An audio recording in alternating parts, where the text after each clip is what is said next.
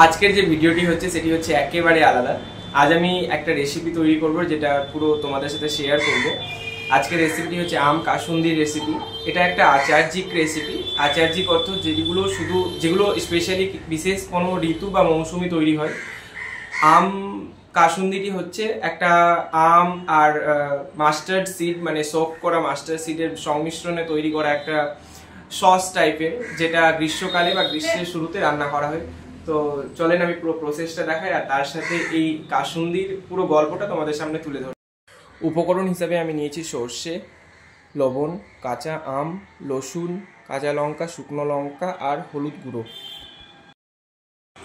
যেহেতু এটা সফট করা আছে, তাই এই সফট করা যেটা মাস্টার্ডটা রয়েছে, মানে সর্ষে দানাগুলো, সেগুলো আমি এতে নেব।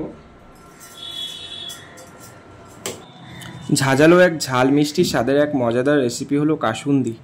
কিন্তু জানেন কি, এর পেছনে লুকিয়ে আছে এক টুকরো ইতিহাস, এক টুকরো প্রেম আর বাঙালির রান্নাঘরের গল্প।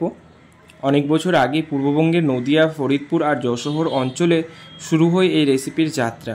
গ্রীষ্মের দুপুরে যখন বাড়িতে কাঁচা আম, সর্ষে, লঙ্কা আর এক চিমটে মায়া মিশিয়ে তৈরি হতো কাসুন্দি। এটি শুধু ঝাল নয়, ফার্মেন্টেড, ফলে এতে থাকা অদ্ভুত গভীর স্বাদের উমামি, যা কাঁচা আম, সর্ষে আর সর্ষের তেলের অনন্য মিশ্রণ এই কাসুন্দিকে করে তোলে জিভে জল আনা এক রসনা তৃপ্তি। এটি ভেগান, প্রিজারভেটিভ মুক্ত আর বহু প্রাচীন, স্বাদে অনন্য ও ঐতিহ্যের এক দুর্লভ মিলন। খুব ইজি আর সহজ পদ্ধতিতে আমরা আম কাসুন্দি তৈরি করতে পারি।